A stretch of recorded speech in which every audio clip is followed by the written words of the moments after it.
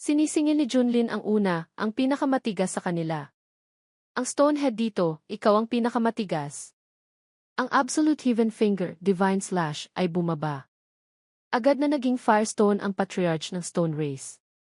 Unti-unting nagkaroon ng mga crack ang kanyang mukha hanggang sa naging pira-piraso ang buong katawan niya.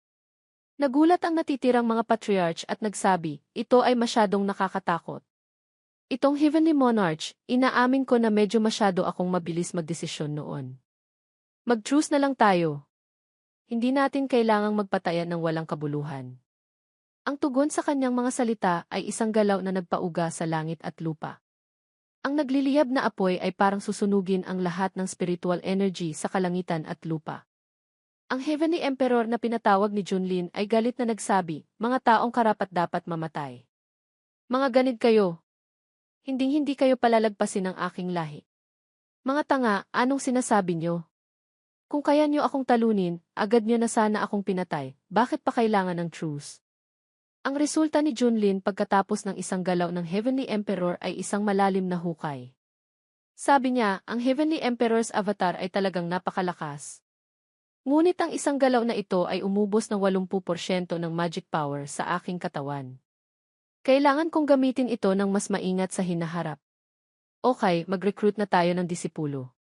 Nagtago si Tir Shekirihi, kaya hindi niya ito nakita. Nasaan ang aking magiging disipulo? Itong sira-sirang daga. Sinabi ko pa naman na masunurin siya, pero tumakbo pala siya habang tinutulungan ko siyang lumaban. Dali-daling tumakbo si Tir Shekirihi. Nakakatakot. Ang hayop na iyon na may dalawang paa ay talagang nakakatakot. Ang anino na iyon ay muntik nang magpasabog sa puso ni Tir Shekirihi. Bagaman niligtas mo si Tir Shekirihi, parang mas tinakot mo pa si Tir Shekirihi kaysa sa anim na masasamang taong iyon. Pero ang sugat na ginawa ng masamang taong may Stonehead kanina, parang hindi masakit kahit kaunti. Bukod pa riyan, si Tir Shekirihi ay hindi kailanman tumakbo ng kabilis na tulad nito. Baka epekto ito ng prutas na iyon? Sobrang mahiwaga. Bigla, nakaramdam siya ng panganib sa likuran niya. Bakit biglang may nakakatakot na pakiramdam? Parang naramdaman ko na hinahabol ako ng hayop na iyon na may dalawang paa. Hinabol ni Junlin ang bakas na iniwan niya. System, nasa harap ko lang ang daga, tama? Kinumpirma ng system, tama. Host, bilisan mo, malapit na kayong makahabol sa kanya. Hula niya, ang kakayahan ng daga na tumakbo ay malamang na may kinalaman sa Great Law Immortal Body. Kung wala siyang system, nakatakas na ito. Kung mahuli niya ito, hindi niya ito palalayapasin basta-basta. Dali-daling tumakbo si Tir Shekirihi. Patay na. Bakit palapit ng palapit? Sa ganito kalaking kagubatan, paano nalaman ng hayop na iyon na may dalawang paa kung nasaan si Tir Shekirihi? May anino na lumipad pababa sa harap. Si Junlin pala. Hinarangan niya ang daan ni Tir Shekirihi. Naging dahilan upang bigla siyang huminto at sumigaw, cheat. Cheat! Nawala ng balanse si Tir Shekirihi, muntik nang bumagsak sa lupa. Kinuha ang kanyang buntot. Nakiusap siya, ayaw mamatay ni Tir Shekirihi. Galit na tinanong siya ni Junlin, hindi ba't sinabi mo na magiging baka at kabayo ka? Bakit ka tumatakbo? Nanginginig na ipinaliwanag ni Tir Shekirihi, iyon napakalakas ng aura ng master kanina. Hindi nakayanan ni Tir Shekirihi kaya natakot at tumakas. Natakot baka gusto niya ring kainin si Tir Shekirihi. Dinilaan ni Junlin ang kanyang labi, nagbabanta, kumain na ako ng karne ng baka at kabayo. Daga na lang ang hindi ko pa nasusubukan. Mukhang kailangan ko na ring subukan. Umiiyak si Tir Shekirihi, puno ng luha ang mukha. Ang karne ni Tir Shekirihi ay maasim, napakahirap kainin. Siguradong mali ang pakiramdam nyo. Pagkatapos kumain, lalabas ang mabahong utot. Madilim na sabi ni Junlin, mas kakaiba ang sinasabi mo, mas interesado akong tikman. Halika rito, Tir Shekirihi. Hindi na nakayanan, nahimatay siya. Walang magawa si Junlin, nakatingin sa kanya. Itong taong ito, may pinakamalakas na immortal body, Great Law Immortal Body, pero napakaduwag. Hindi nakakagulat na nang makita niyang nakikipaglaban ako kanina, natakot siya at tumakas. Dinikit niya ang dalawang pisngi ni Tir Shekirihi. Pero, cute din pala siya. Sige na, alagaan na lang natin si Kirsha Kirehe bilang pet. 2 oras pagkatapos, madilim na. Si Junlin ay nag-iihaw ng karne sa isang cave. Nagising si Kirsha Kirehe sa amoy. Kinusot niya ang kanyang mga mata at bulong, ang bango. Buhay pa rin si Kirsha Kirehe. Nakita ang kaldero ng sopa sa tabi niya, natakot siya at natumba. Malaking kaldero. Baka gusto di. Inutusan ni Junlin, bilisan mo, pumunta ka rito ng matiwasay. Huwag mong hayaan na hulihin pa kita. Ayaw ko maglaro ng pusa at daga. Tinitigan ni Kirsha Kirehe ang inihaw na karne doon, hindi pa niya maintindihan kung ano ang nangyayari. Nakita siyang natulala, binigyan siya ni Junlin ng isang square ng karne. Tingnan mo ang itsura mo. Heto para sa iyo. Naantig, kinuha niya ito. Agad niyang tinikman. Ang bango talaga. Maraming salamat. Anong karne to? Kailanman, hindi pa ako nakakakain ito. Napakasarap ng lasa. Ibinunyag niya, karne ng kuneho. Huminto si Kirsha Kirehe sa pagkain. Cute ang kuneho. Bakit kumakain ng karne ng kuneho? Sumagot si Junlin, hindi kakain ng karne ng kuneho. Kakain ba ako ng karne ng daga? Nambola si Kirsha Kirehe, wag po. Hindi kasing sarap si Kirsha Kirehe ng karne ng kuneho. Mas mabuti pa, kumain ng karne ng kuneho. Master, pwede po ba bigyan niyo pa ng isang piraso ng karne si Kirsha Kirehe? Pumayag siya, ngunit may kondisyon. Pwede, pero una, hindi lamang master mo ako, gusto ko ring maging master mo. Pumapayag ka ba? Natakot si Kirsha Kirehe at nagtanong, Master. Si Kirsha Kirehe po ay walang virtue at kakayahan. Pwede po ba akong maging disipulo niyo? Bukod pa rito, mapanganib po ba maging disipulo niyo? Nagsimula siyang akitin ang bata. Ang dami mong tanong. Sa pagiging disipulo ko, maaari kang kumain ng malaya. Bukod pa riyan, kung magkaroon ng panganib, ang master mo ang haharap para sa iyo. Ang ganitong magandang bagay, ayaw mo ba talaga? Dahil sa kaakit-akit na benepisyo, nauto si Kirsha Kirehe. Gusto ko po maging disipulo ng senior. Pinakagusto ni Kirsha Kirehe na umasa sa malaking bundok. Agad na sinabi ni Junlin, kung ganon, bakit hindi mo pabigyan ng paggalang ang master mo? Masunuring lumuhod si Kirsha Kirehe at yumukod bilang paggalang. Disipulo, Baik Xiaotu, saludo sa master. Nag-update ang system, binabati kita, host, kompleto na ang disciple recruitment mission. Reward, Supreme Divine Ability, 5 Extremes Reincarnation Great Annihilation Technique. Walang bagay na hindi masisira. Walang bagay na hindi mababasag. Makakagawa ng napakalaking pinsala sa area. Nagsuri. Natuklasan ang talento ng disipulo. Ang system na ito ay nagbibigay ng karagdagang set ng Great Law Dao Scripture. Lahat ng rewards ay naidistribute na. Umaasa na ang host at disipulo ay magmahalan. Huwag kailanman aabuso ang maliit na hayop. Sobrang nasisiyahan si Junlin. Isa pang killer move. Napakabuti. Pero system, dapat ka nang bawasan ang iyong mga karagdagang alalahanin. Sa aking marangal na karakter, paano ako makakagawa ng ganyang bagay? Nakita si Junlin na bumubulong, nagtanong ang daga, Master, nakikipag-usap po ba kayo kay Kirsha Kirehe? Lumunok siya. Ngayon, tuturuan kita ng isang set ng cultivation method. Kailangan mong pahalagahan ito at mag-cultivate ng husto. Maging isang magaling na mandirigma ng master, hindi maging pinakamabuting disipulo. Isang alon ng ki ang ipinasa, agad na lumitaw ang isang imprint sa noo ni Kirsha Kirehe. Nalaman niya na ito pala ang Great Law Dao Scripture.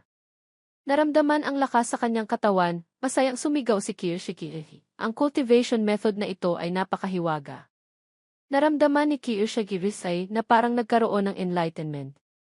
Salamat, Master, sa pagbibigay ng cultivation method na ito kay Kirsha Kirehe. Kumuha si Junlin ng isang mangkok ng sopas at nag-utos, tumayo ka na, kumain ka pa ng isang mangkok ng sopas at kaunting karne. Luto na ang karne. Naantig si Kirsha Kirehe at sumagot, Salamat, Master. Kinuha niya ang mangkok ng sopas at tinikman. Masarap. Sa puso ni Kirsha Kirehe, napakasaya niya. Napakabuti ni Master kay Kirsha Kirehe. Ang maging disipulo ng master ay swerte ni Kirshakirhi. Sa hinaharap, siguradong gagantihan ng mabuti ni Kirshakirhi si master. Hindi nagtagal ang tahimik na atmosphere. Bigla, nagkaroon ng crack sa kalangitan sa itaas. Naramdaman ni Junlin na may hindi maganda. Anong nangyayari? Bakit nababasag ang langit ng Secret Realm? Nagpaalala ang system, Ting. Natuklasan na malapit nang matapos ang haba ng buhay ng Great Law Immortal Tree. Hindi na kayang mapanatili ang operasyon ng Secret Realm. Ang Secret Realm ay kasalukuyang nasa bingit ng pagbagsak. Pakiusap, umalis sa lalong madaling panahon. Sa gitna ng panganib, sinulyapan niya ang ekspresyon ni Kirshakirhi at nagtanong, nagsisimula ng bumagsak ang Secret Realm. Kailangan na nating umalis ng mabilis? Bakit ka umiiyak? Sumagot siya, Master, hindi ko po alam kung bakit, pero malungkot po si Kirshakirhi sa puso. Akala ni Junlin, baka may kinalaman ang Great Law Immortal Body sa Secret Realm.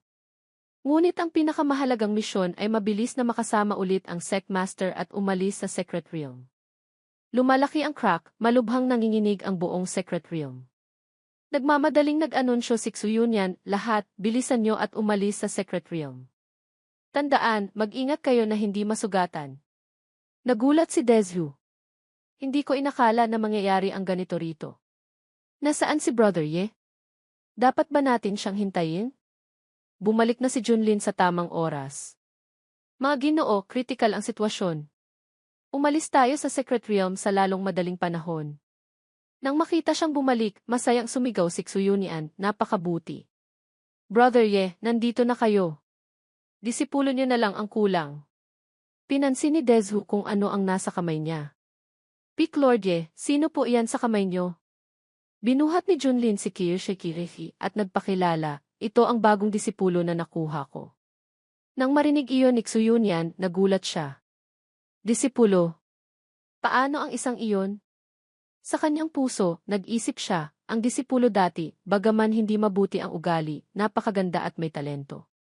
Bakit ang isang ito ay isang malaking dagalang na walang cultivation? Nanguna si Junlin sa grupo sa pag-alis. Hindi na kailangang mag-alala. Sa tingin ko, nakaalis na siya sa Secret Realm. Lumabas na tayo at magtipon. Ang grupo sa likuran ay isa-isang sumugod sa pintuan ng Secret Realm. Buong porma na lumabas ang Profound Heaven Sect mula sa pintuan. Masayang sumigaw ang grupo na naghihintay sa labas, nakalabas na si Junlin. Bagaman napanganib ang Secret Realm na ito, dahil kay Junlin, nagkaroon kami ng pagkakataon na makakuha ng hindi mabilang na mahalagang resources. Lumapit si Tianye at nagbigay galang. Master. Ipinakilala siya ni Junlin. Ito ang bago kong disipulo. Mula ngayon, kailangan nyo na magmahalan, na intindihan nyo. Mukhang takot si Tianye sa daga. Umatras siya ng ilang hakbang at sumigaw, ano? Natumba si Kirshakirhi sa lupa. Nagpanggap si Tianye na walang nangyari at sumagot, Opo, Master. Samantala, ang bagong disipulo niya ay nakatingala, nanginginig, naghahanap sa paligid. Nasaan si Kirshakirhi? Nakikita na unti-unting nagsasara ang pinto ng Secret Realm, na puno ng luha ang kanyang mga mata. Wala na ang bahay ni Kirshakirhi. Kasabay nito, sa kabilang bahagi ng kagubatan, nagkaroon ng paggalaw. Lumabas ang mga nilalang sa loob ng Great Lu Secret Realm. Isa-isa silang nagsalita, sinuri ang paligid. Ito ba ang mundo sa labas ng Secret Realm? Ang spiritual energy ay napakamanipis. Posible bang ang mga hayop na ito na may dalawang paa ay ang mga tao na binanggit sa mga tala? Parang napakahina ng kanilang cultivation. Kung nakarating na tayo sa bagong environment, kailangan nating matutong umangkop. Iminumungkahi ko na sakupin muna natin ang lupain na ito, pagkatapos ay hatiin natin ang teritoryo. Kung gayon, unahin muna natin silang gawing alipin. Maraming kakaibang nilalang ang lumabas mula sa pintuan ng Secret Realm. Ang boses ni Xuyunian ay puno ng takot. Panganib! Ang mga nilalang na ito ay sinaunang lahi na nakatago sa Secret Realm. Ang kanilang cultivation ay hindi maihahambing sa mga lahi na nakasalubong natin noon.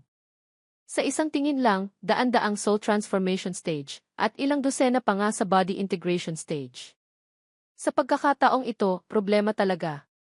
Nagulat na nagtanong si Dezhu, sinaunang lahi. Kinwento niya, sa Kunlun Realm, may libu-libong lahi at hindi mabilang na uri ng nilalang. Ang kanilang pinagmulan ay nakasulat sa mga stone tablets sa Secret Realm. Ang mga nilalang sa Secret Realm na ito ay galing sa iba't ibang lugar sa All Heavens and 10,000 Realms, pinatapon sa Secret Realm na ito. Sa Secret Realm na ito, napakabuti para sa cultivation at umiral ito ng hindi mabilang na taon. Kung magtitipon-tipon ang mga kakaibang nilalang na ito, maaari silang makipag-ugnayan sa 5 pinuno ng cultivation powerhouses sa Eastern Domain. Sumigaw si Dezu, ano? Kung gayon, paano tayo lalaban sa kanila? Maaari ba tayong makipagnegosasyon sa kanila? Sumagot si Xuyunian, hindi siguro. Sila ay mga mababangis na nilalang, bukod pa riyan, sinira lang natin ang kanilang tahanan. Sasalakayin nila ang ating desolate province para sa paghihiganti. Ang ating desolate province, natatakot ako na malapit na ang malaking sakuna. Kinakabahan ang ibang disipulo. Patay na ba talaga tayo? Ano ang gagawin natin? Pinakalma ni Patriarch Aoyang Feng na may porma ang mga cultivators. Huwag kayong matakot. Nandyan ang Heavenly Monarch. Sa kanya rito, tiyak na makakalaban tayo sa kanila. Tumataas ang moral ng lahat. Tama. Nandyan ang Heavenly Monarch. Hindi nila kalaban ang Heavenly Monarch. Heavenly Monarch, banal na lakas. Si Tianye, sa pagpuri nila, nag-isip sa kanyang puso, napakatiwala naman nila. Mukhang sa pagharap sa napakaraming nilalang na ito, wala rin siyang problema. Nakatanggap siya ng anunsyo, ting. Na-activate ang bagong misyon, gawin na sumali ang 100,000 residente ng Luotian Secret Realm sa Profound Heaven Sect. Ang host ay makakatanggap ng reward na gusto niya. Nagpatulo ng pawis si Junlin sa hindi makatarungang hiling na ito. System, nagbibiro ka ba? Mahirap na harapin ang ganito karaming kakaibang nilalang mula sa ibang mundo. Ibig mo bang sabihin, hindi sila pwedeng patayin, kundi kailangan lang silang makuha para makumpleto ang misyon? Tumanggi ang system na magbigay ng opinyon. Ting! Bahala na ang host sa sarili niya. Isang formal na nilalang ang lumapit at nagtanong, ikaw ba ang Heavenly Monarch na sinasabi nila? Ang pinakamagaling sa labanan? Kalmado si Junlin na sumagot, ako nga. Sa kanyang puso, sinuri niya sila. Gaano karami ang kaya ng Profound Heaven Sect? Ang bawat isa ay mukhang kakaiba. Sumigaw ang nilalang na iyon, anong kinatatakutan mo? Siya lang mag-isa. Kahit pa body integration perfection stage, paano siya makakalaban sa lakas naming lahat? Tama. Lahat, sumugod na kayo. Sa magkakasamang atake ng kalaban, mabilis niyang ginamit ang kalasag upang salagin. Ano ang gagawin ko sunod? Mahusay ako sa labanan, pero sa ganitong sitwasyon, mukhang hindi ito posible. Napagtanto ni Tyr Shaikirisay na mukhang nasa mahirap na sitwasyon ang master niya. Napakamabuti ni master kay Tyr Shaikirisay, nagbigay pa ng cultivation method at karne. Hindi pwedeng iwan ni Tyr Shaikirisay ang master na mag-isa. Nakita si Tyr Shaikirisay na sumugod, nagulat na sumigaw si Tianye, anong ginagawa mo? Sumagot siya, Master, darating si Kirshaki para tumulong.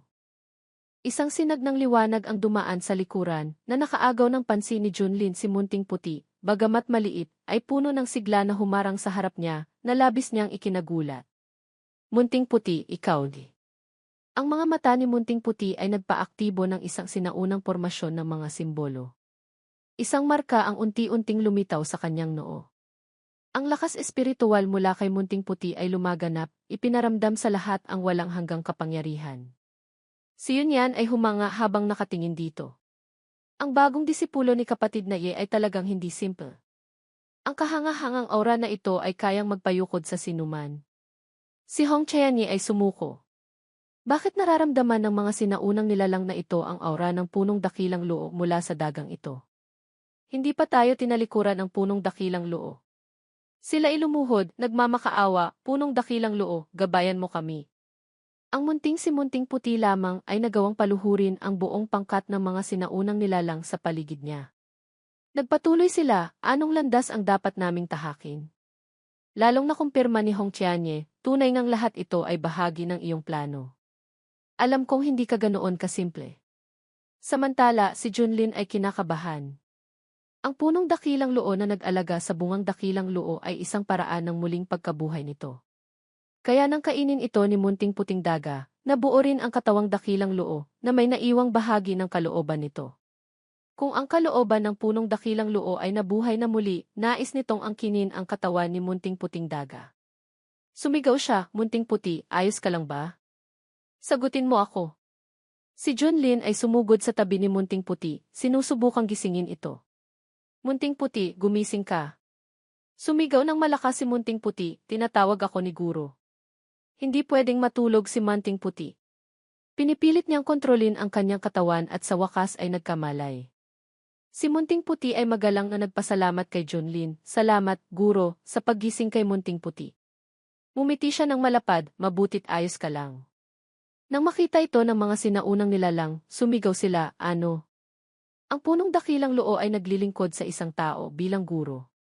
Impossible. Isang dalawang paa na hayop lang, karapat-dapat bang maging guro ng punong dakilang luo? Agad na naging madilim ang mukha ni Junlin, nag-utos siya, "Munting puti, ngayon ay sundin mo ang mga salita ng iyong guro." Tumango si munting puti bilang pagsang-ayon. Ang lahat ay tahimik na naghintay. Magsasalita na ang punong dakilang luo. Umubo ito. Sa pagkakataong ito, nasira ang lihim na kaharian, ito rin ay kalooban ng langit. Ngunit huwag kayong mag-alala, kayong lahat ay aking mga anak, hinding-hindi ko kayo pababayaan. Si Junlin sa likuran ay nagpatuloy, sinisimulan niya ang pagtanggap ng mga disipulo. Ang dakilang punong dakilang luo, ang langit ay may pusong mapagmahal. Mga anak, kung nawalan kayo ng tahanan, ang aming sektang Suantian ay handang maging inyong bagong kanlungan, magkakasama sa hirap at ginhawa. Si munting puti ay lumingon at yumukod. "Salamat, Guro."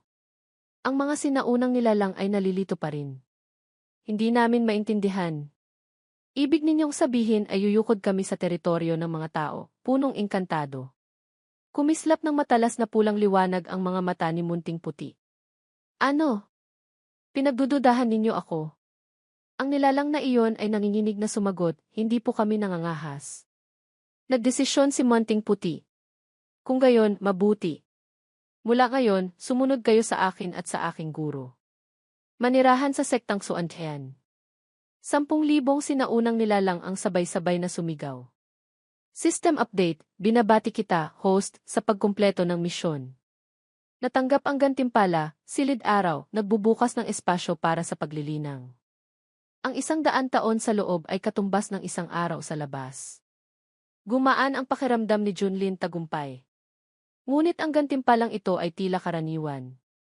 Mayroon na akong gintong daliri na lalong lumalakas kapag malakas ang kalaban, kaya hindi ko kailangang maglinang. Kaya para sa akin, ito'y talagang walang silbi. Pagtingin kay Hong Tianye sa ibaba, naisip niya, ngunit si Munting Hong ay tila napakaangkop na maglinang doon. Ang kanyang likas na talento ay mabilis na tataas, at pagkatapos ay kailangan ko lang siyang asarin. Napakaganda! Pero ang batang ito ay may pagkasuwel. Bago siya payagan, kailangan ko munang ayusin ng kaunti. Nang mapansin ni Hong Tianye na tinititigan siya, nagkamali siya ng interpretasyon. Ano ang ibig sabihin ng tingin ng taong iyon sa akin? Sinasabi ba niyang hindi ko siya tinulungan? Masayang sinabi ni Yunyan, nananaginip ba ako? Ang mga makapangyarihang nilalang na ito ay gustong sumali sa sektang Suantian. Idinagdag ni Dizhu, pinuno ng sekta, mula ngayon, ang ating sektang Suantian ang numero 1 sa 10 dakilang sektang engkantado sa silangang rehiyon. Mahinahong nagpatuloy si Tian Xui, salamat na naman kay pinunong Ye. Si Yang Feng ay natulala. Pwede pala iyon?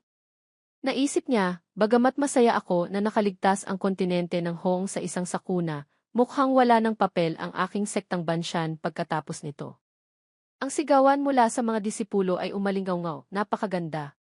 Alam kong kayang lutasin ni Tian Jun ang krisis. Nagpadala ng mensahe si Munting Puti kay Junlin, Guro, nagtagumpay si Munting Puti. Talagang nakikinig sila lahat kay Munting Puti. Ngumiti siya ng malapad, magaling ang ginawa mo.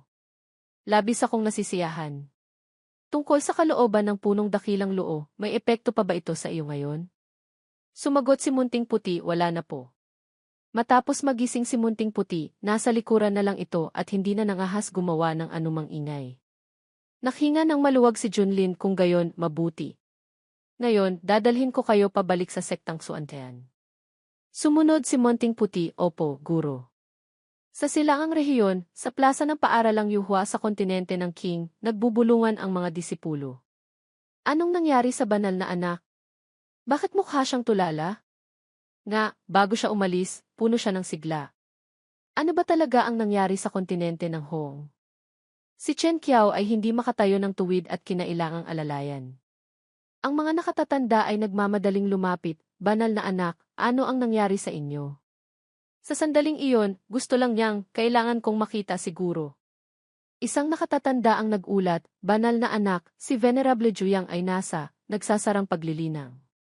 Maaari ko bang itanong kung ano ang nangyari sa banal na anak? At nasaan si Elder Yan at ang iba pang mga kapatid sa sekta? Desperado siyang sumagot, patay na. Patay na silang lahat. Nang marinig nila ito, nabigla sila. Ano? Banal na anak, sino ang gumawa nito? Sabihin mo agad sa akin para may ulat ko ito sa pinuno ng sekta. Ang mga mata ni Chen Qiao ay puno ng puot. Ang sektang Suantian. Si John Lin. Sa paaralang Yuhua, sa panlabas na bulwagan ng mga tunay na disipulo, laganap ang galit. Impossible. Pati si Elder Yan at ang iba pa ay patay na? Lintik. Nangahas silang patayin ang mga nakatatanda ng paaralang Yuhua. Muntik pa nilang mapatay ang banal na anak. Talagang hindi nila tayo nirerespeto. Magdeklara ng gyera. Kailangang hayagang magdeklara ng gyera. Pagkatapos ay duguan nating lipulin ang buong barbarong rehiyon at bunutin pati ugat ang lahat ng kaugnay na sekta. Sa mataong lansangan, kumalat na ang balita. Breaking news. Ang pinakabagong balita sa mundo ng paglilinang sa silangang rehiyon ay narito na. Lahat ng nakabasa ng balita ay natulala. Ano ito? Ang banal na anak ng paaralang Yuhua ay natalo ng isang babaeng nakapulang damit na kapareho ng antas. Ang paaralang Yuhua ay nawalan ng 9 na eksperto sa antas ng pagsasanib katawan. Ang salarin ay ang pinuno ng tuktok ng Piao-Miao ng sektang Suantian. Satsaan, ang pangyayaring ito ay naging paksa ng kanilang usapan. Nagbago na ang panahon. Ang mga taga-probinsya sa kontinente ng Hong ay nangahas pang pumatay ng mga eksperto mula sa paaralang Yuhua. Ang sektang Suantian ay may ilang talento, ngunit laban sa paaralang Yuhua, sa tingin ko wala nang dapat pag-usapan pa ang labanang ito. Tama. Ang paaralang Yuhua ay isang nangungunang puwersa sa paglilinang. Sa malayong nakaraan, ito ay isang banal na lupain na nagsilang ng mga tunay na engkantado. Paano maikukumpara ang mga taga-probinsyang iyon sa pundasyong iyon? Wala pang 10 araw, maaaring wala na ang sektang Suantian. Sa kontinente ng Buddha, silangang rehiyon, sa pangunahing bulwagan ng templong Xuankong, nagbigay ng utos si Maestrong Xuankong. Amitabha. Nagpadala na ng mensahe ang paaralang Yuhua na nais nilang makipagdigma sa sektang Suantian. Kung gayon, ang templong Xuankong ay magpaparusa rin sa kasamaan at magtataguyod ng kabutihan. Pagbabayarin ng dugo ang sektang Suantian sa kanilang mga utang na dugo. Sumagot ang monghe sa tabi na iintindihan ng disipulo. Ipaparating ko ang utos na tipunin ang mga Zen na naglilinang sa silangang rehiyon upang sama-samang sugpuin ang demonyo at patunayan ang Dao. Sa kontinente ng Hong, mula nang bumagsak ang lihim na kaharian ng Luotian, ang masaganang enerhiyang espiritual ay baliw na kumalat palabas. Gaya ng kasabihan, kapag namatay ang isang balyena, mabubuhay ang sanlibutan.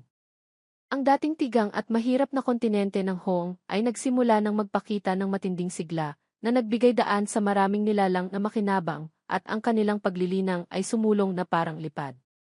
Mula nang ang 100,000 dayuhang nilalang ay sumanib sa sektang Suantian, ang kabuuang lakas nito ay biglang tumaas. Ngunit mula nang dumating ang balita ng deklarasyon ng gyera mula sa malalaking sekta sa silangang rehiyon, ang sektang Suantian ay nalukuban ng madilim na kapaligiran.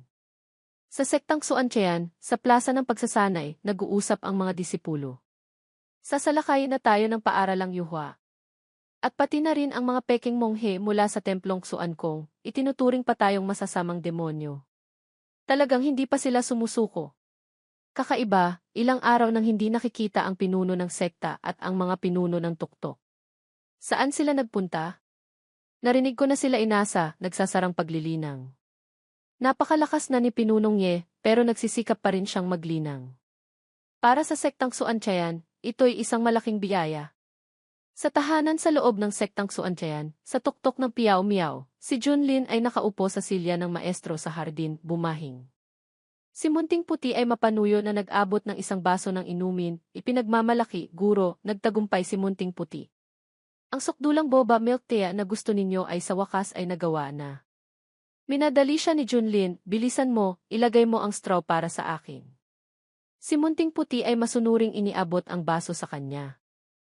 Heto po. Sumimsim siya ng malalim. Sarap. Ito talaga ang lasa. Pagkatapos uminom, pinuri ni Junlin ang kanyang disipulo. Munting Puti, magaling ang ginawa mo.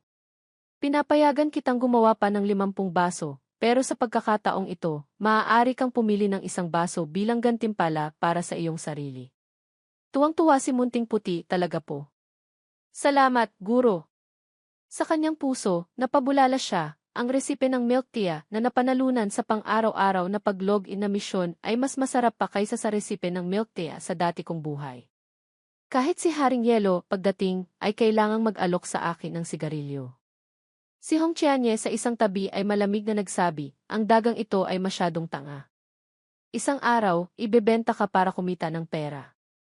Tinanong siya ni Junlin, Munting Hong, nasaan na ang aking maanghang na inihaw na pusit? Bakit hindi pa tapos? Tingnan mo si Munting Puti, ang bilis kumilos. Masahol ka pa sa isang daga. Nagalit siya at pinabilis ang pag-iihaw ng pusit sa kanyang kamay. Malapit na, guro. Dadalhin na agad ng disipulo. Maingat na inayos ang inihaw na pusit sa isang plato. Si Hong Qianye ay magalang na nag-abot nito na maihalong pagkainis. Guro, tikman ninyo. Nang makitang tinikman niya ito ng walang anumang papuri, nagtanong si Hong Qianye, Guro, nasiyahan ba kayo sa pagkakaluto? Ang anghang, kailangan pa bang ayusin? Mahinahon siyang sumagot, hindi masama. Ipagpatuloy mo lang iyan. Nagsumamo si Hong Qianye, Guro, maaari niyo bang bigyan ang disipulo ng pagkakataong pumasok sa silid-araw para maglinang ng ilang araw? Gustong-gusto ko na pong umunlad. Nagreklamo si Junlin, tingnan mo nga naman, nagmamadali ka na naman. Naiinis siyang nagsabi, pero pinauna niyo na sila pinuno ng sekta doon. Guro, gusto kong lumakas. Para maprotektahan ko ang sekta. Kalmado pa rin siya. Huwag kang mag-alala, nandito naman ako para sa sekta. Maging masunurin ka lang sa tabi ko. Naisip ni Hong Qianye, lintik. Sa tingin ko, natatakot ka lang na malampasan ng aking paglilinang ang sa iyo.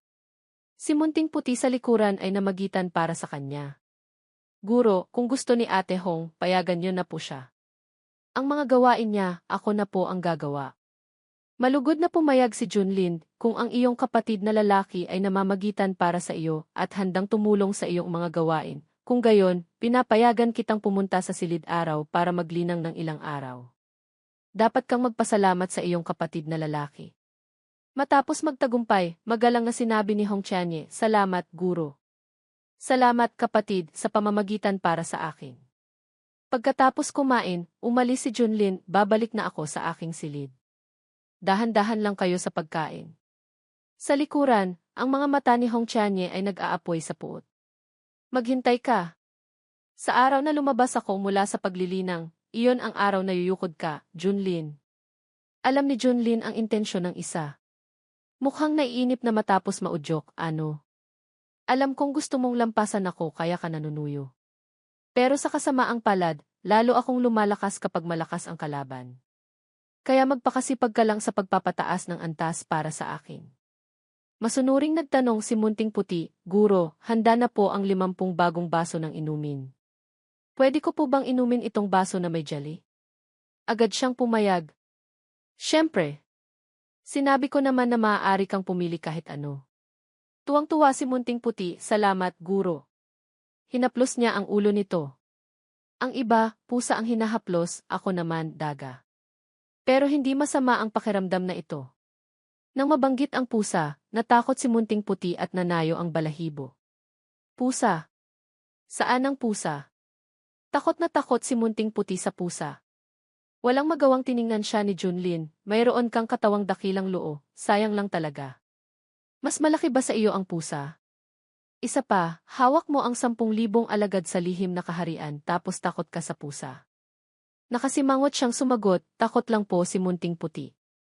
Iminungkahi niya, bakit hindi ka pumunta sa silid araw para maglinang? Sa loob noon, 100 taon, habang sa labas ay 1 araw lang ang lilipas. Ang iyong katawang dakilang loo ay siguradong lalakas ng husto. Sinabi niya ang dahilan, ayaw po ni Munting Puti. Kung mananatili si Munting Puti doon ng 100 taon at hindi makikita siguro, malulungkot po si Munting Puti. Isa pa, nakakainip po talagang maglinang. Gusto ni Munting Puti na kumain ng masasarap na pagkain kasama siguro. Hinayaan na lang niya ang kanyang disipulo.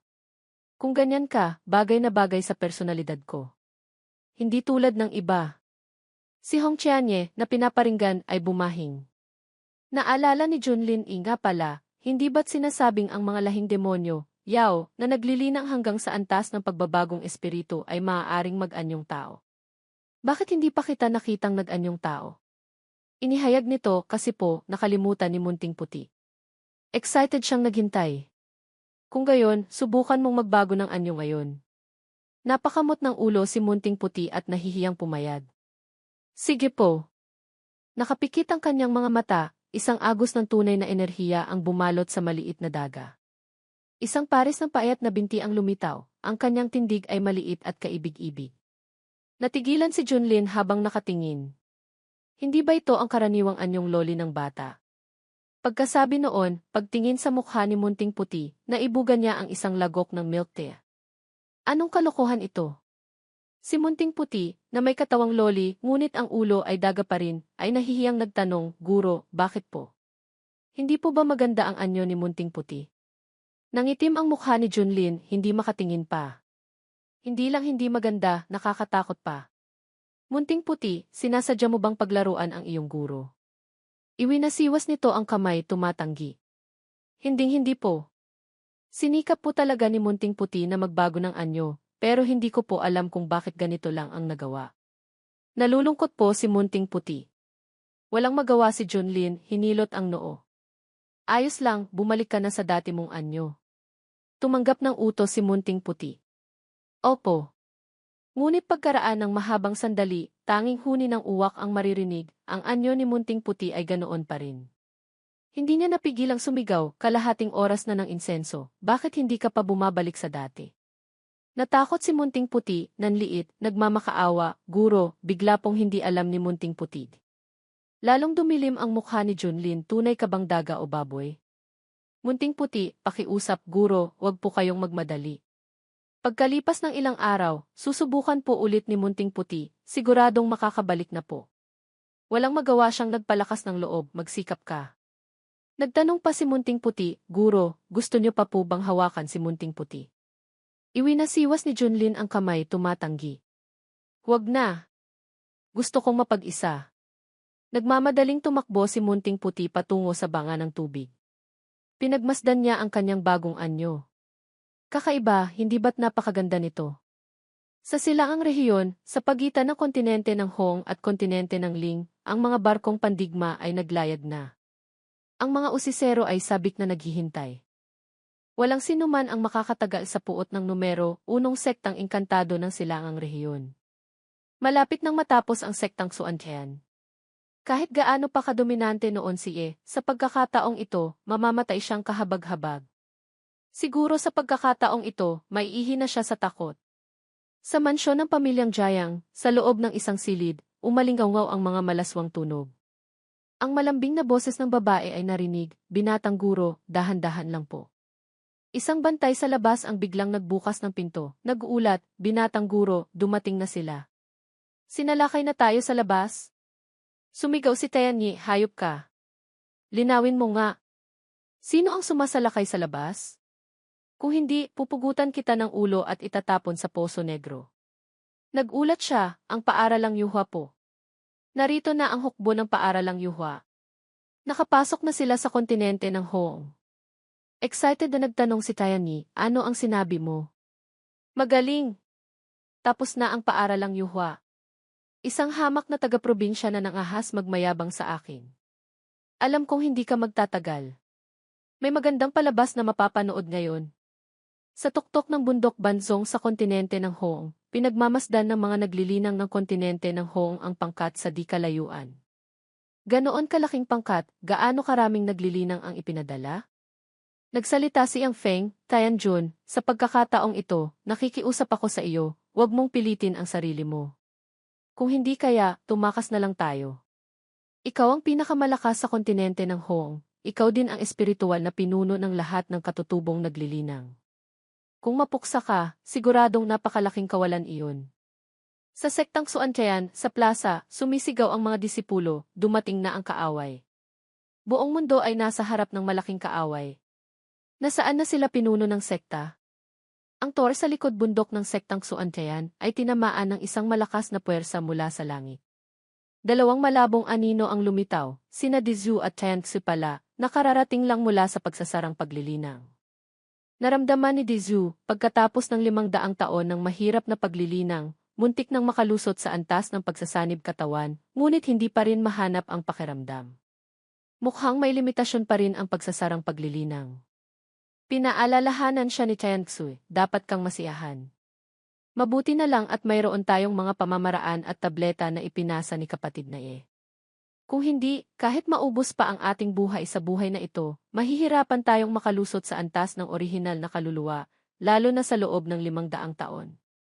Pagtingin sa likuran, hindi pa lumalabas ang pinuno ng sekta, kaya nagtaka, nasaan ang pinuno ng sekta?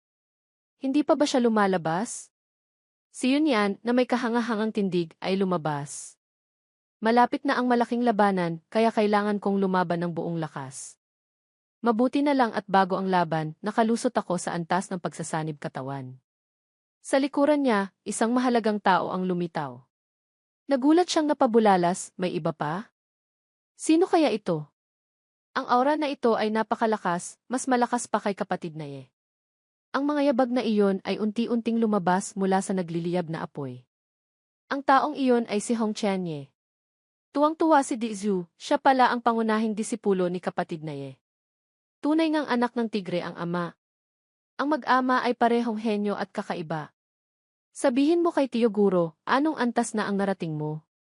Galit na nagtanong si Hong Qianye, ano ang pinagsasabi mo? Natigilan si Dizhu nang isang palad ang tumama sa kanya, hindi siya nakahanda. Sumigaw ng malakas si Tian Xu, Hong Qianye. Nagkamali lang ng salita ang iyong Tiyo Guro. Magkapatid pa rin tayo sa sekta, bakit kailangan mo siyang saktan? Nagbago ang mukha ni Hong Qianye, malamig na ngumiti. Magkapatid sa sekta. Ako ay isang dambuhalang demonyo, isang eksperto sa antas ng tunay na engkantado. Isang bagay ba kayong mga langaw na maaasahan? Kung hindi dahil kay Junlin, hindi sana ako magtitiis ng ganitong kahihiyan. Pero ngayon tapos na. Nagalit si Tian Xu sa mga salitang ito. Nababaliw ka na ba sa paglilinang? Ano ang ugali mong iyan? Mag-ingat ka, isusumbong kita kay kapatid na Hindi siya natakot. Bahala ka. Wala akong pakialam sa kanya.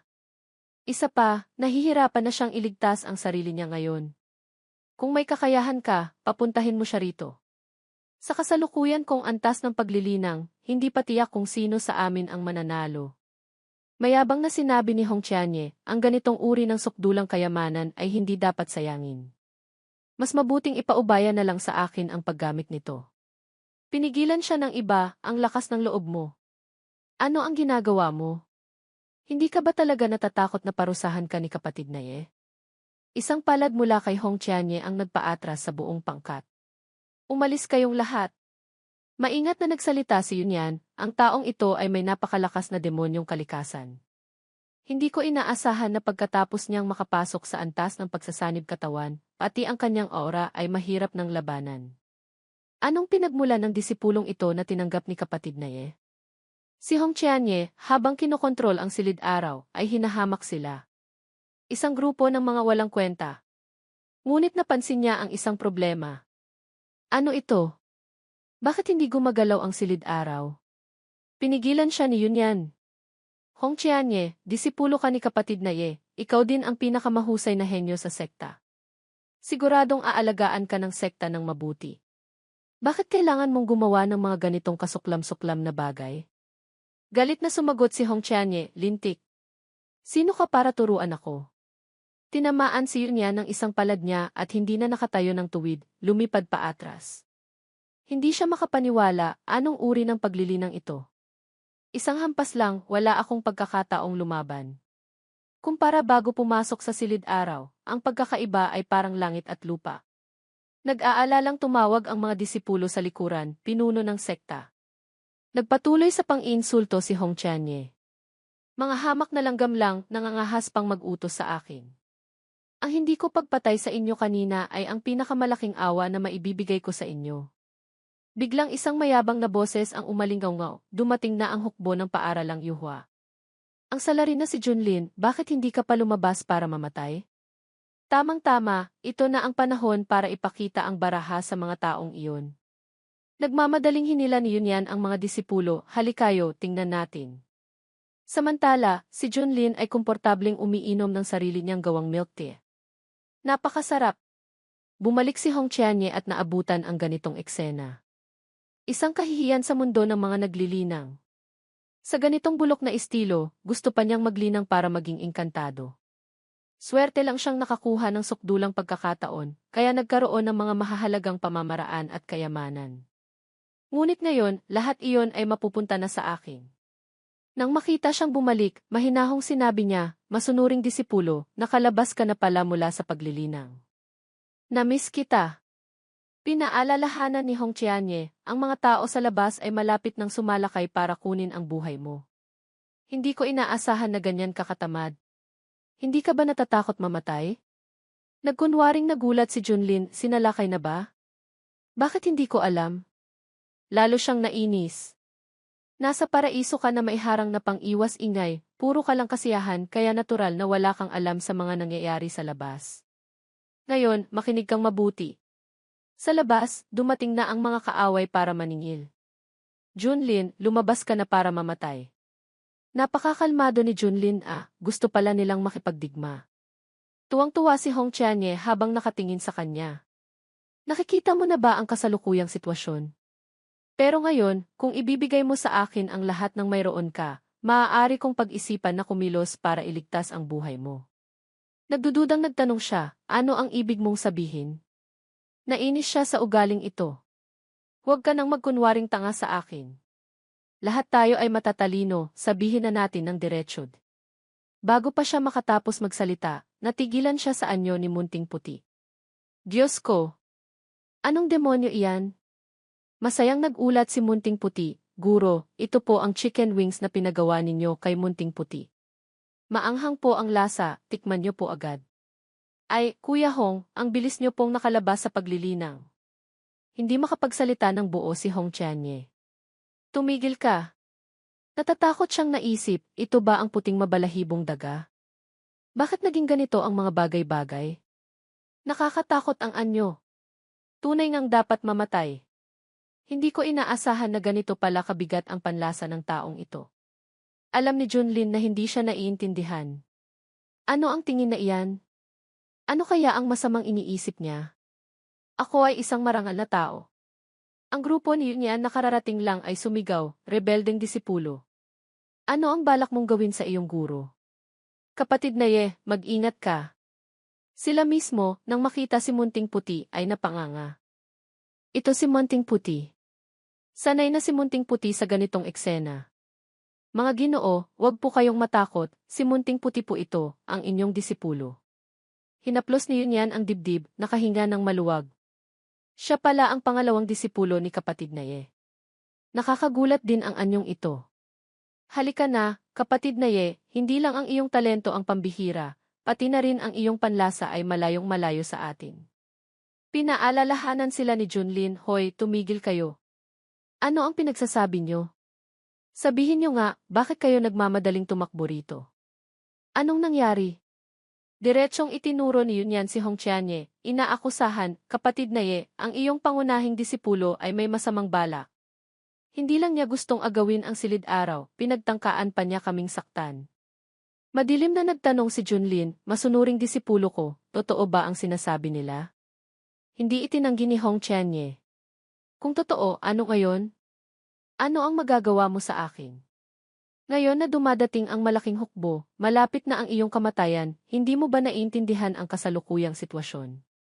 Labis na nainis si Yunyan. Lintik, pusong lobo. Hindi ka naman pinabayaan ni kapatid na Ye. Ang salitang ito ay tumama sa kanyang amor proprio. Ano ang naiintindihan ninyo? Gaano nakatagal? Puro lang kayo pang iinsulto sa akin na parang isang alipin. Hindi ko na talaga matiis. Pagtingin sa dalawang nag-aaway, walang magawa si Junlin, hinawakan niya ang noo, bumulong, karma. Ito talaga ang karma. Pagkatapos, na parang isang batikang aktor, umiyak siya ng malungkot, huwag niyo siyang sisihin, ako ang may kasalanan. Dahil hindi ko naramdaman ang damdamin ng aking disipulo. Nagkamali ako. Labis akong nagsisisi. Inalalayan ni Munting Puti si Junlin, humahagulgol din ito. Guro! Natigilan si Yunyan. Kapatid na Ye, ikaw ngayon lang kita nakitang ganito. Nang makita ni Hong Qianye ang anyong ito, nainis siya. Ituloy mo lang ang pag-arte.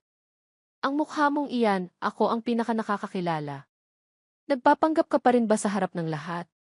Malalim pa rin ang pag-arte ni Junlin, Munting Hong Qianye, aking minamahal na disipulo, alam kong nagkamali ako. Mapapatawad mo ba ang iyong guro? Tutal, magguro at disipulo pa rin tayo. Magsimula tayong muli, pwede ba? Tumanggi siya. Huwag kang umasa. Huwag mo akong pandirihan. System notification, binabati kita, host, sa pagkumpleto ng pansamantalang misyon. Kusang umamin ng pagkakamali, ituon ang lahat ng emosyon upang makiramay ang lahat sa iyo. Gantimpala, sining ng katawang hindi nasusupil na tirano, give dit quit. Sining ng katawang hindi nasusupil na tirano, isang sukdulang pamamaraan na pinagsasama ang lakas at katawan. Kapag nalinang hanggang sa pinakamataas na antas, maaaring lumikha ng katawang hindi nasusupil na tirano, yayanig sa sanlibutan. Ito ang layunin ni Junlin. Nasiyahan siyang naisip, sa wakas, natapos na. Ang misyong ito ay talagang kakaiba, pero mabuti na lang at maganda ang gantimpala. Sulit din sa hirap. Kung tapos na ang misyon, ngayon, dahan-dahan kitang paglalaruan. Humiga si Junlin sa upuan, nagpatuloy sa pag-arte. Munting Hong, dapat mong malaman na isang araw na guro, habang buhay na guro. Kahit anong mangyari, ako pa rin ang tsaa. Ay, hindi, ako ang iyong guro. Asarin pa kita ng kaunti para makita kung gaano kakatagal makakatiis. Kung talagang kikilos ka, ituring mo na lang na isang pakete ng karanasan na dumating sa pintuan. Pagkasabi noon, inutusan niya si Munting Puti, Hoy, Munting Puti, lumapit ka rito, masahihin mo ang balikat ko. Masunurin itong lumapit. Opo, guro. Nagdududang nahulaan ni Dizu, mga ginoo, hindi kaya masyadong maraming presyon, si kapatid na Ye kaya nagkaroon siya ng split personality. Sinaway siya ni Tian Xui, tumahimik ka. Ano ang pinagsasabi mo? Samantala, si Hong Qianye ay napaka-alerto. Ano na naman ang balak ng taong ito? Nagsalita si Junlin, Munting Hong, 200 taon kang nagsarang paglilinang sa silid araw. Ngayong nakalabas ka na, pakiramdam mo ba'y napakagaling mo na? Naiinip siyang sumigaw, huwag ka nang magsalita pa ng walang kwenta at ibigay mo na sa akin ang lahat ng mayroon ka. Maaari kitang tulungan pero kung tatanggi ka, dito ka mamamatay. Bumulong si Dizu kay Yunyan, pinuno ng sekta, base sa sinabi niya kanina, mukhang may intensyon din siyang tumulong. May konsensya pa rin pala. Malapit na ang malaking labanan, kung tutulong siya, marahil malulutas natin ang krisis. Sumagot siya, ang bagay na ito ay depende pa rin sa desisyon ni kapatid na Ye. Kalmadong sumagot si Junlin, sigurado ka ba? Mas malakas ka na ba sa akin ngayon? Naniniwala si Hong Qianye, bagamat palagi mo akong pinipigilan, sinasayang ang mahalagang oras ko sa paglilinang, ngunit ako, sa loob ng silid araw, naglinang ng 200 taon. Ano man ang antas ng paglilinang o lakas, matagal na kitang nalampasan. Nag-utos siya, bilisan mo. Huwag ka nang magpatumpik-tumpik pa. Ang armada ng paaralang Yuhua ay malapit na sa tuktok ng Piao Miao. Gusto mo pa bang ako ang kumilos? Nanginginig na napabulala si Munting Puti, nakakatakot si Kuya Hong. Napansin ni Yunyan, si Hong Qianye ngayon ay may masamang hangarin na, nais niyang agawin ang lahat ng pagkakataon ni kapatid na Ye. Buong tapang siyang sumugod, "Kapatid na Ye, tutulungan kita." Sa sandaling iyon, biglang dumilim ang langit. Isang nakakatakot na puwersa ang pumunit sa kalawakan, umuungal na bumulusok pababa sa kontinente ng Hoong, na parang parusa ng langit. Sa sandaling iyon, rumagasa ito pababa kung nasaan nakatayo sina Junlin at ang kanyang disipulo. Sumigaw ng malakas si Hong Qianye, ang kanyang mga mata ay nagliliyab sa pagnanasang pumatay. Ang kanyang palad ay naglabas ng malakas na tunay na enerhiya, direktang tumama sa pinagmula ng puwersang iyon. Ang puwersang iyon ay itinulak pabalik, dala ang isang nakakayanig na ugong, bumulusok sa barkong pandigma na nakalutang sa himpapawid. Ang sigawan ay umalingaw-ngaw sa kaguluhan. Ang ating atake ay ibinalik? Umilag kayo agad. Boom! Isang nakakabinging pagsabog, ang barko ay sumabog sa himpapawid. Ang mga sigaw ng tulong ay umalingaw-ngaw, tulong. Ang mga naglilinang ay tinamaan ng puwersa, nagkawatak-watak, ang kanilang mga katawan ay nagsipagbagsakan na parang mga tuyong dahon sa gitna ng bagyo. Sino ang gumawa nito? Lumabas ka para mamatay. Inilipat ni Hong Qianye ang kanyang target sa kanila. Sa panahong ito, nangahas kayong manggulo sa akin. Pero kahit paano, si Junlin ay hindi ko kalaban. Maaga o huli, ang kanyang mga yaman ay mapupunta rin sa akin. Kailangan ko munang lipulin ang mga langaw na ito. Hinarap niya sila, buong tapang na inamin, ako ang gumawa niyan. Kaya niyo bang labanan ako? Ang kanyang anyo ay nagdulot ng maling akala sa nakatatanda sa panloob na sekta ng paaralang Yuhua, na nasa huling yugto ng antas ng pagsasanib katawan. Isang babae lang, nangangahas pang magsalita ng mayabang dito. Hayaan mo ako ang tumapos sa iyo. Direkta siyang sumugod para umatake. Mamatay ka na. Hinamak sila ni Hong Qianye. Mga langaw na hindi alam ang kanilang lugar. Mamatay kayo. Ang puwersa mula kay Hong Qianye ay sumambulat na parang malaking alon, direktang sumupil sa nakatatanda sa harap niya.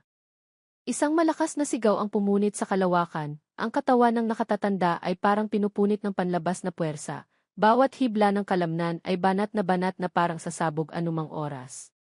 Hindi tumigil si Hong Qianye, dinagdagan ng kanyang kamay ang presyon, na lalong nagpabaliw sa puwersang inilalabas. Nagbigay siya ng utos na may awa, bibigyan ko kayo ng kalahating oras ng insenso, lahat kayo, umalis sa kontinente ng Hoong. Kung hindi, mamamatay kayo. Namutla ang mukha ng mga nakatatanda. Ano? Sumigaw si Elder Mu, sukdulang kayabangan.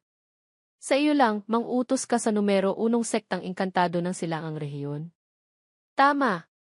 Aksidente lang na natamaan ng iyong patibong ang isang nakatatanda. Akala mo ba, mag-isa mong lalabanan ang 10-10 daang nasa antas ng pagsasanib katawan? Mga Ginoo, patayin ang taong ito. Duguan nating lipulin ang sektang Xuantian. Si Hong Qianye ay naglabas ng madilim na demonyong aura. Ayaw ninyong uminom ng bagong alak, gusto ninyong uminom ng parusang alak. Kung ganoon, magpapakawala ako ng malawakang pagpatay. Ang apoy na umuubos ng kaluluwa ng kadiliman, Yuming Shaihan Ho, kasama ang mga mababangis na kaluluwa, ay sumugod mula sa kanyang panig. Ang mga nakatatanda sa antas ng pagsasanib katawan ay sunod-sunod na napaatras. Kagagaling lang sa sagupaan, 1/4 na sa kanila ang namatay. Isang malaking bilang ng mga bungo na kulay berdeng itim ang sumisira sa larangan ng digmaan na parang mga baliw na balang. Sa gitna ng kabaliwan, tanging masakit na sigaw ang kanilang magagawa, ang kamay ko. Huwag kayong magpapagat, malalason kayo. Tumigil kayo. Tumigil kayo. Maraming disipulo ng paaralang Yuhua ang nasunog hanggang amatay, direktang sumisigaw ng kahindik-hindik. Ang mga sigaw ng tulong ay umalinggaw sa buong kalangitan. Ang mga tao mula sa templong Kong ng kontinente ng Buddha ay dumating sa tamang oras. Amitabha! Mga Ginoo, ang templong Xuan Kong ay dumating para tumulong sa inyo. Hindi sila pinansin ni Hong Qianye. May iba na namang naghahanap ng kamatayan. Naisip ni Maestrong Xuan Kong, anong nangyayari? Ayon sa balita, ang disipulo ni Junlin ay kararating lang sa antas ng pagbabagong espiritu. Pero ang sitwasyong ito, hindi kaya mayroon siyang napakalakas na pamamaraan. Kung ganito na ang disipulo, hindi ba't mas malakas pa si Junlin? Nandito na rin lang, ang pana ay nakatutok na, hindi na maaaring hindi iputok. Ang mga monghe ay nagtayo na ng pormasyon para ikulong si Hong Qianye. Sumigaw si Xuan Kong, babaeng demonyo, huwag kang magmayabang.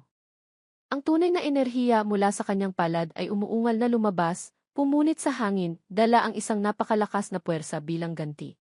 Kayong mga peking monghe ang pinakaayaw ko. Mamatay kayo. Ang harang ay nasira sa isang iglap. Ang mga monghe ay nagsipagbagsakan na parang mga tuyong dahon sa harap ng bagyo, nasaktan ng husto, nawalan ng porma ang kanilang pormasyon. Natigilan si Xuan Kong. Bakit hindi kayang tanggalin ng aming mga selyo ang kakaibang apoy na ito? Isang taong galit na pumutol sa kanya, Amitabha ang nanay mo. Malapit na siya rito. Desperado siyang napabulalas, huwag. Kararating ko lang. Hindi mabilang na apoy ang sumiklab sa himpapawid, umiikot na parang mga nilalang mula sa impyerno, sumusugod sa mga monghe. Natakot si Xuan Kong. Kagagaling lang sa sagupaan, 10,000 disipulo mula sa kanyang panloob na sekta ang nawala. Malaking problema ito. Lintik na paaralang yuhwa, sino ba ang kinalaban ninyo? Isinumpa niya, demonyo ka. Hindi ka patatawarin ni Buddha. Iwinasiwas ni Xuan Kong ang kamay, isang palad ang lumabas na parang yumanig ang langit at lupa. Isang higanting kamay ang nabuo sa himpapawid, may napakalakas na kapangyarihan, direktang pumipiga pababa kay Hong Qianye.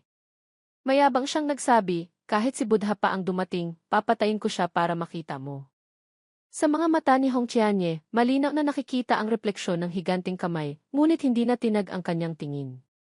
Isang malakas na palad na may dalang malaking apoy ang sumiklab mula sa kanyang kamay, malakas na umikot pa itaas, umuungat na direktang tumama kay Xuan Kong. Humirit si Hong Qianye, ang pagnanasang pumatay ay kumalat sa bawat pulgada ng hangin. Hinamak siyang sinabi, hindi mo alam ang iyong kakayahan. Humanga si Yunyan. Kapatid na Ye, ang talento ng rebeldeng disipulong ito ay masyadong nakakatakot. Ang maliit na templong ito ng sektang Xuantian ay hindi kayang maglaman ng ganito kalaking Buddha. Hindi ito labanan hanggang kamatayan, ito ay hindi malulupig. Sumang-ayon si Dizu. Tama. Sa ngayon, pinoprotektahan niya ang sektang Xuantian mula sa sakuna, kaya kailangan lang nating tuparin ang kanyang mga kondisyon, huwag siyang kalabanin. Ang pagpapanatili ng buhay ang pinakamahalaga. Tuwang-tuwa si Munting Puti, sumisigaw, ang galing ni Ate Hong. Ate Hong, galingan mo. Pati si John Lin ay interesado. 2 araw pa lang siyang nagsasarang paglilinang. Hayaan mong gamitin ko ang aking mata na nakakakita ng lahat. Ang kanyang mata na nakakakita ng lahat ay naaktibo. Ang kanyang antas ay. Naisip niya, kalahating hakbang patungo sa Mahayana. Nakalusot na pala siya sa antas ng Mahayana. Hindi katakatakang napakakumpiyansa niya. Kaya niyang labanan ako. Mabuti na rin, kailangan ko lang siyang tapusin para makalusot na ako sa susunod na antas. Naging mas madilim ang kapaligiran. Ang mga anino sa harap ay malabong lumitaw. Isang boses ng pagkagulat ang umalinggaw-ngaw, tingnan niyo. Dumating na ang mga pangunahing nakatatanda para tumulong sa atin. Sila'y magalang na yumukod, maligayang pagdating, mga venerable. Natakot si Yunyan sa pangalang ito. Venerable. Ibig sabihin, 18 naglilinang sa antas ng Mahayana ang dumating. Ito ba ang walang hanggang pundasyon ng pinakamalakas na sektang inkantado sa silangang rehiyon? Tapos na. Ang sektang Xuantian ay talagang masisira sa aking mga kamay. Ang 18 venerable ay ang pangunahing puwersang pandigma ng paaralang yuhwa. Bawat isa ay isang makapangyarihang eksperto sa antas ng Mahayana, magkakasamang sumupil sa hari ng demonyong hilagang dagat. Pumuksa sa sektang demonyo ng timog na disyerto, at tinaguri ang hindi malulupig na alamat ng silangang rehiyon. Medyo sabik si John Lin, magaling. Kumpara sa kalahating hakbang patungo sa Mahayana, mas kaakit-akit ang tunay na antas ng Mahayana. Paalala tungkol sa konteksto. Matapos makumpleto ang misyon, ibinalik ni Junlin ang kanyang dating ugali, sinusubukang pukawin si Hong Qianye. Nang labanan ni Hong Qianye ang atake ng paaralang yuhwa, ipinakita niya ang lakas ng paglusot sa antas ng Mahayana. Sa wakas, sa paglitaw ng 18 venerable, nagdala ito ng malaking panganib sa sektang Xuantian. Si Venerable Ling Feng, nasa rurok ng antas ng Mahayana, ay sinisi sila. Kayo'y isang grupo ng mga walang silbing basura. Kahihiyan sa ating paaralang yuhwa. Si Venerable Jinshi, nasa rurok ng antas ng Mahayana, ay nagpatuloy, isang marangal na pinakamalakas na sektang engkantado ng silangang rehiyon, natalo ng isang maliit na babae. Kung hindi kami personal na pumunta rito para mamuno, hindi ba't pagtatawanan tayo ng buong mundo? Hinamak sila ni Hong Qianye. Saan galing ang matandang sibuyas na ito? Nangangahas kang maging bastos sa akin. Akala niya inagkamali siya ng dinig. Ano ang sinabi mo? Pinayuhan ng ibang venerable si Venerable Jinshi, hindi mo na kailangang pansinin ang isang taong malapit ng mamatay. Isang kalahating hakbang patungo sa Mahayana, gustong pigilan ang ating paaralang yuhwa. Impossible. Tama. Isa pa, napakayabang ni Junlin, pinapunta pa ang kanyang disipulo para harapin tayo. Hindi ba't masyado niyang minamaliit ang paaralang yuhwa? Ang pangunahing nakatatanda ng paaralang yuhwa, nasa maagang yugto ng antas ng Mahayana, ay nagpatuloy, patayin muna ang kanyang disipulo. Gusto kong makita kung masasaktan siya habang nagtatago sa loob. Tumanggi si Hong Qianye na kilalanin sila. Umalis kayo. Wala akong kinalaman sa kanya. Kinutya nila siya. Tunay ngang malalim ang pagmamahala ng guro at disipulo. Hulihin ninyo siya.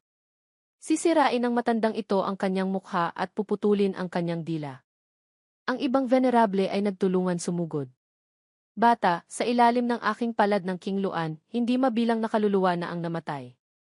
Ngayon, gagawin kong abo ang iyong kaluluwa at buto. Ang palad ng matandang ito ay kayang tumusok sa 10 tulad mo.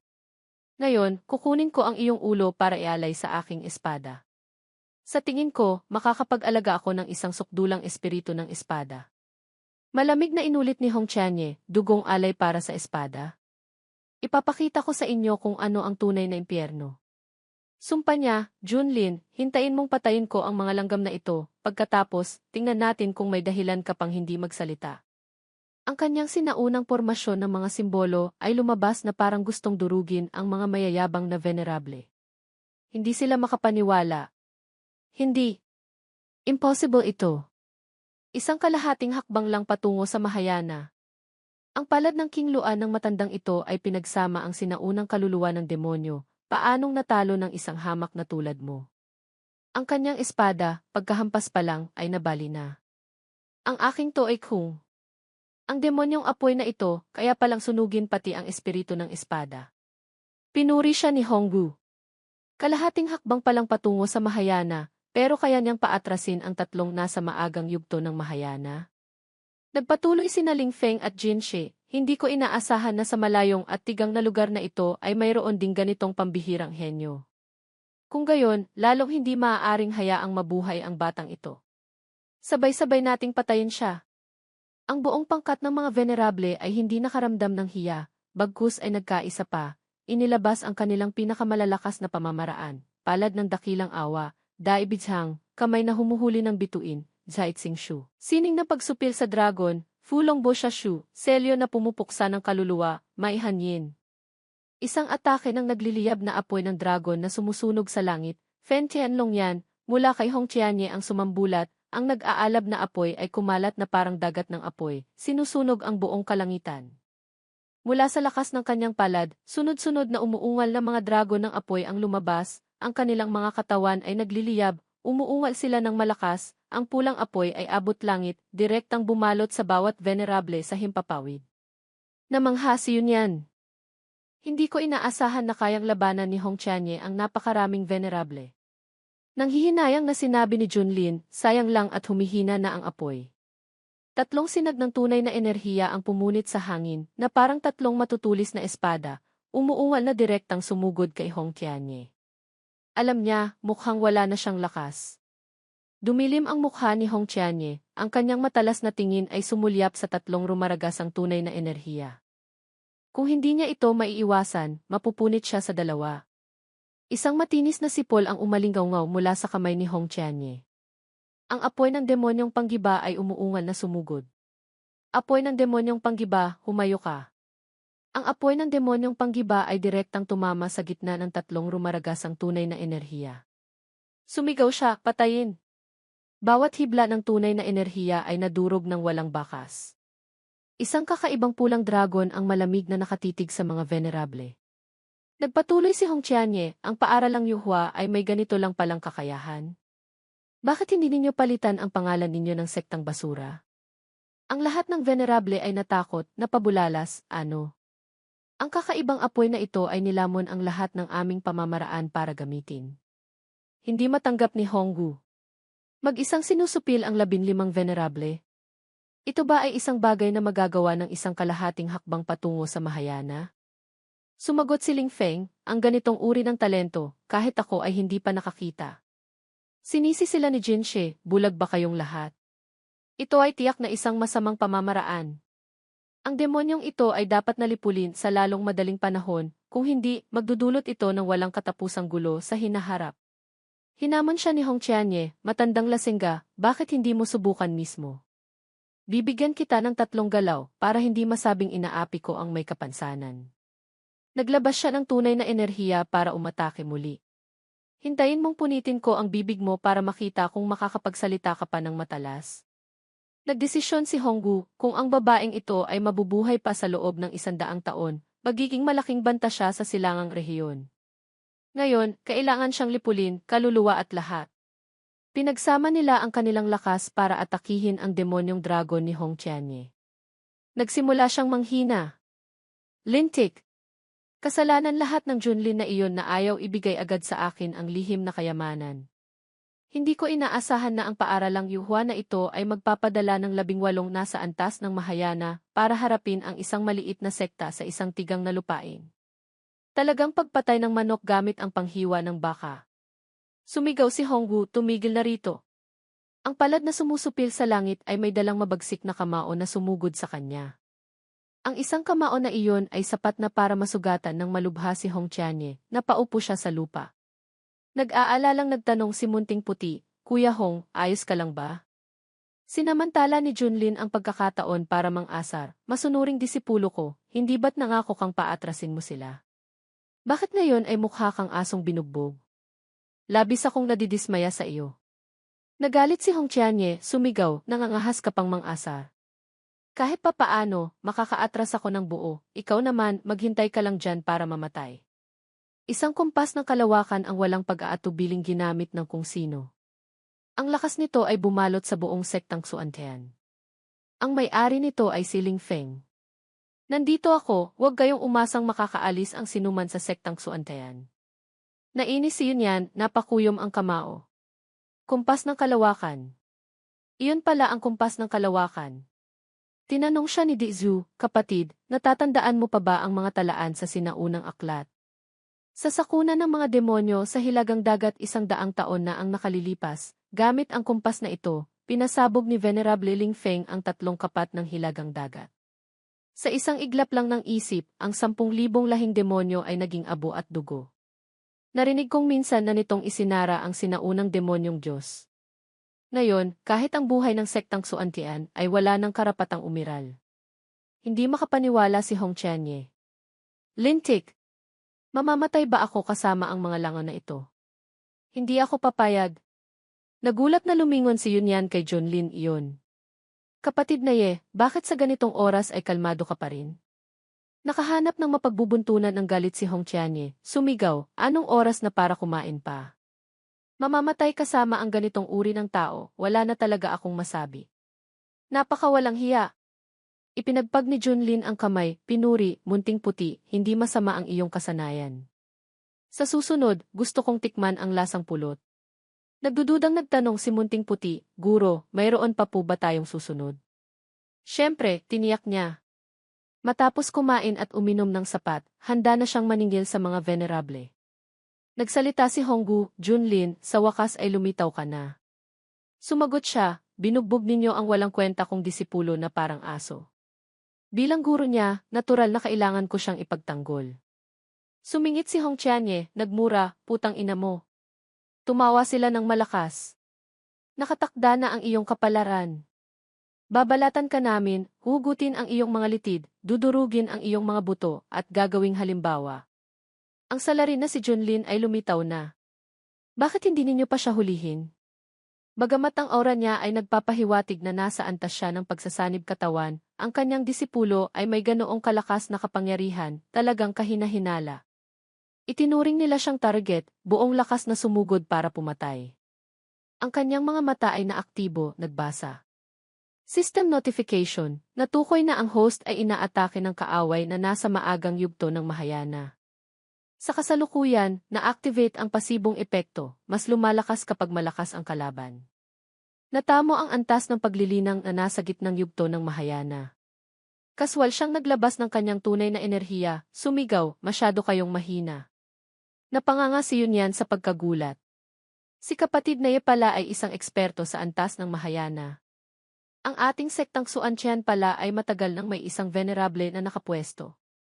Nagpatuloy si Hong Qianye, anong kalokohan ito? Impossible. Talagang imposible. Lintik. Gaano karaming antas ng paglilinang pa ang itinatago mo? May naglalaro bang tulad mo? Pakiramdam ng mga venerable na iyon ay napaglaruan sila. Mahayana. Ikaw pala ay matagal nang nasa Mahayana. Kaswal siyang nagtanong, hindi ba't ang antas ng pagsasanib katawan ay labis na nakakadismaya sa inyo? Matigas na sinabi ni Jinshe, kahit mali pa ang impormasyon, nasa gitnang yugto lang siya ng Mahayana.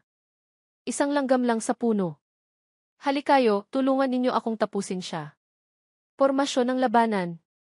Gamit ang aking dugong esensya, espada ng paglipol sa mga engkantado, 15 langit na pagpatay.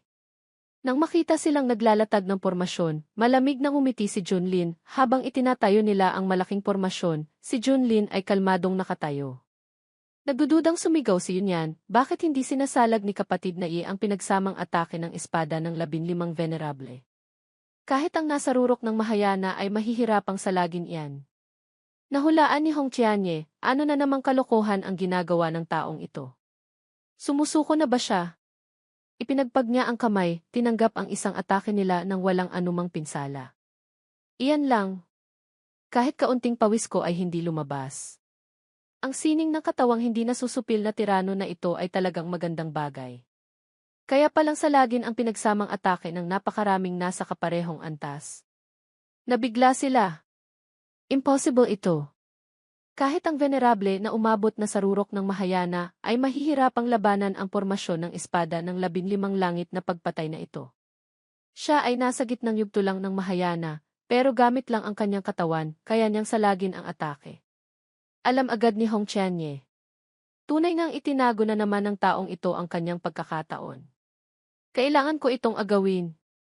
Hindi makapaniwala ang matanda. Hinding-hindi ka nasa gitnang yugto ng Mahayana. Sino ka ba talaga? Malamig na iwinasiwas ni Junlin ang kamay. Mamamatay ka na, nagtatanong ka pa? Pati ikaw. Isang malawakang pagpatay ang naganap. Masayang pinapatay ni Junlin ang bawat isa. Kaswal siyang naglalakad sa gitna ng mga naglilinang. Natatakot silang sumigaw, masyadong kakaiba ang katawan ng taong ito. Takbo. Isang tao ang nagmakaawa, dakilang venerable, tulungan ninyo kami. Walang awa si Junlin, sumugod sa mga venerable. Hindi na nila nahintay ang mahalagang tao, namatay na sila.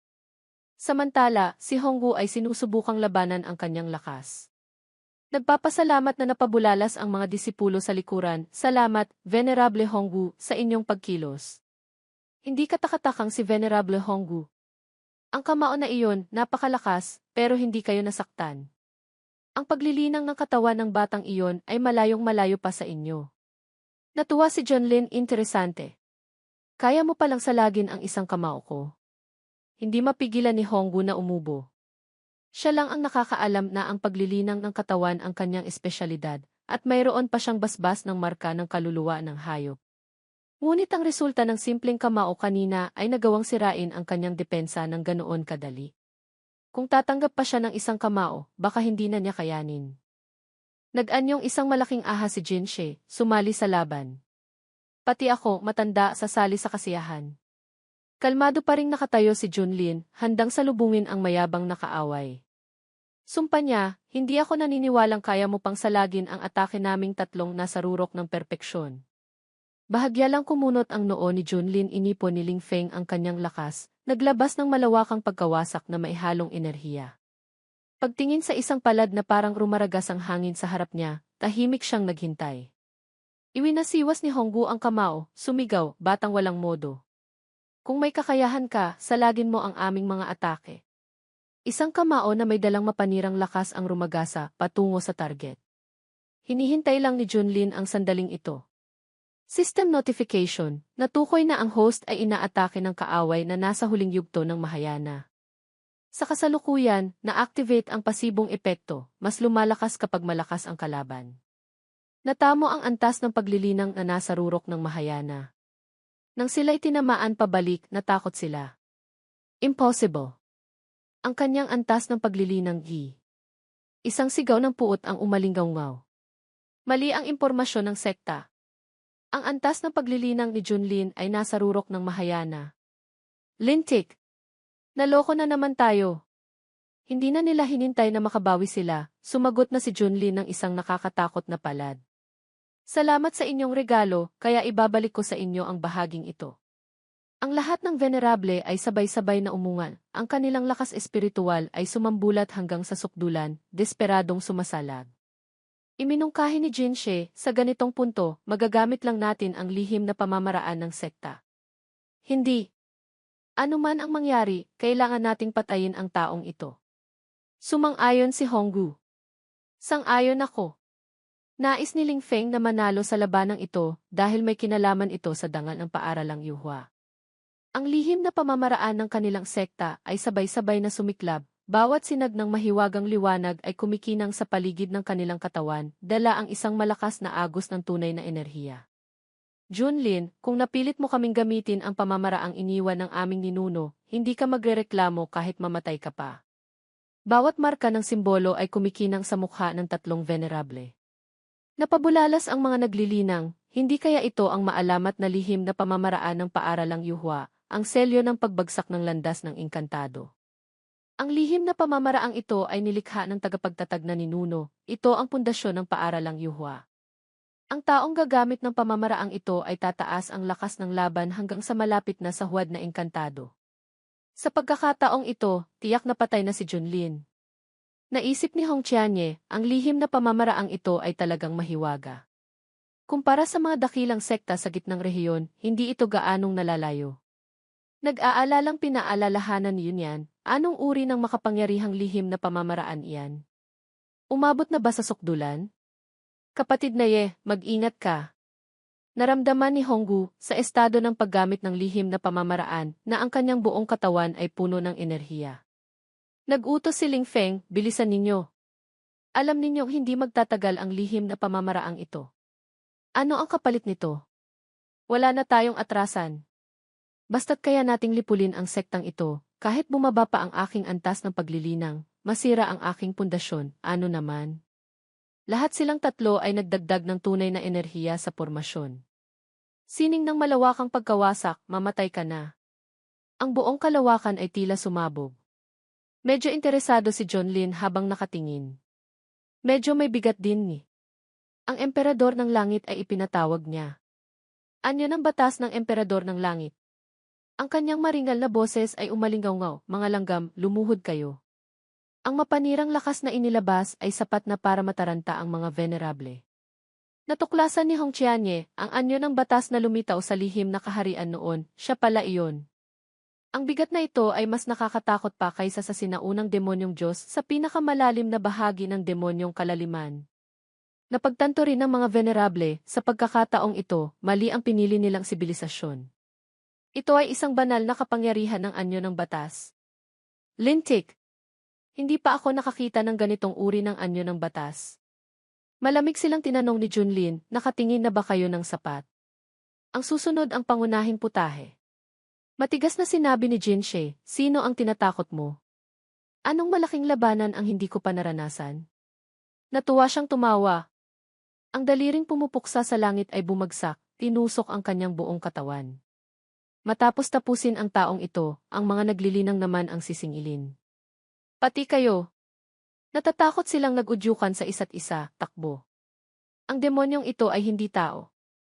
Niloko tayo ng paaralang Yuhua. Siya ay tiyak na isang huwad na engkantadong matandang halimaw na muling nabuhay. Kalmadong sinabi ni Junlin, ang aking sining ng malawakang paglipol sa siklo ng muling pagsilang na ito ay espesyalista sa mga hindi sumusuko. Huwag kayong mag-alala, ikakalat ko ang inyong mga abo, hindi ninyo kailangang magpasalamat. Isang sigaw ng desperasyon ang umalinggaw-ngaw, tulungan ninyo ako.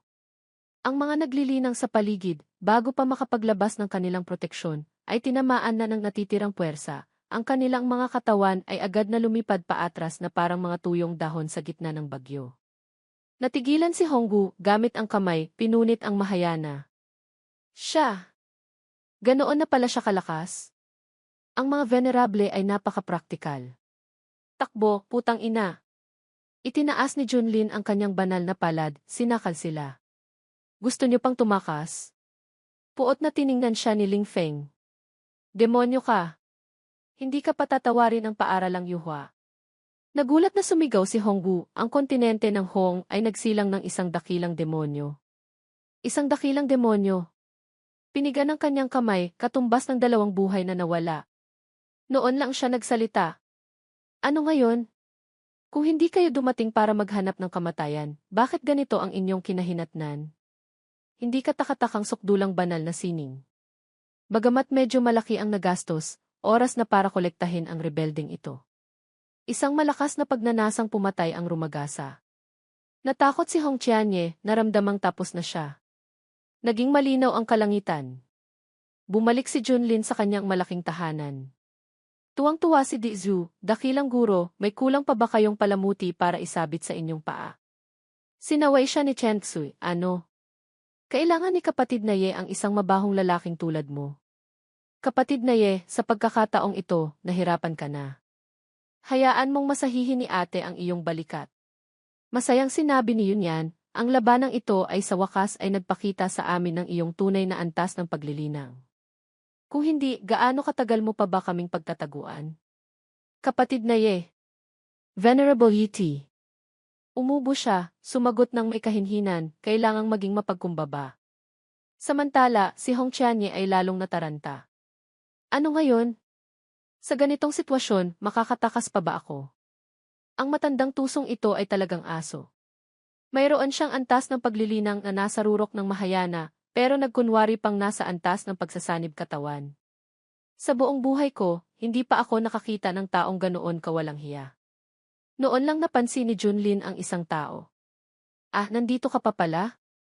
Natigilan siyang naisip, ano ang ibig sabihin nito? Maaari pa bang mabago ang sitwasyong ito? Humingi siya ng tulong, kapatid na Zhao, pakigawa mo siyang tinadtad na karne, pagkatapos ay gawing pataba para sa puno ng utong sa aking bakuran.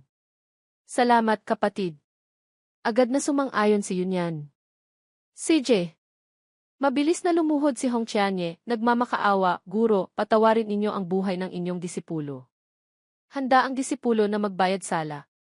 Nakikiusap ako, guro, wag na po kayong magalit. Sinisingil siya ni Junlin, hindi ba't napakayabang mo kanina? Bakit bigla kang naging duwag ngayon? Taos pusong nagmakaawa si Hong Qianye, guro, sa pagkakataong ito, naging mayabang at mapagmataas ang disipulo. Nakikiusap ako, guro, bigyan ninyo ang disipulo ng pagkakataong magbago. Madilim na nag-utos si Junlin, sampalin mo ang sarili mo. Kapag sinabi kong tumigil, saka ka lang titigil. Ang kanyang mga mata ay nagpakita ng puot, ngunit para sa kanyang buhay, napilitan siyang sumagot, opo. Sinampal niya ang sarili hanggang sa lumabas ang dugo. Hindi matiis ni Munting Puti na tingnan ang eksena. Kuya Hongdi. Sa isang tabi, naisip ni Yunyan, bagamat masama ang ugali ng Hong na ito, walang hangganan ang kanyang potensyal. Kung aalagaan siya ni Junlin at palalakihin ng tama, magagamit pa rin siya para palakasin ang sekta. Nagsalita siya para mamagitan. Ang pagtataksil sa guro ay dapat parusahan ng kamatayan. Ngunit si Hong Qianye ay tunay namang nagtanggol sa sektang Xuantayan hanggang sa huli, kaya maaari rin itong ituring na mabuting gawa.